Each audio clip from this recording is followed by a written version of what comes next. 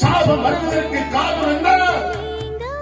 இயேசுவை அறிந்தும் நீ ஒரு விக்கிரகத்தை நாடி போனால் உனக்கு ஒரு சாபம் வரும்.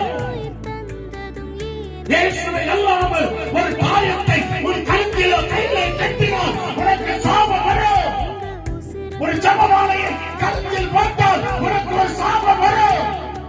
கையில் பச்சை குத்தினால் உனக்கு ஒரு சாபம் வரும். காரணம் என்பதென்றால் நீங்கள் அவருடைய ஆலயமாக இருக்கிறீர்கள். ஒருவர் தேவனுடைய ஆலயத்தை கெடுத்தால் நான் அவரை கெடுப்பேன். எனக்கு அன்பார்ந்தவர்களே, ஒரு உயிருள்ள தெய்வத்தை விட்டுவிட்டு மனிதன் கைகளால் உருவாக்கப்பட்ட ஒரு சிலைகளுக்கு முன்பாக நீ நமஸ்காரம் செய்வாய் என்றால் உனக்கு சாபம் வரும். நான் இதை தைரியமாய் பிரசங்கிக்கிறேன்.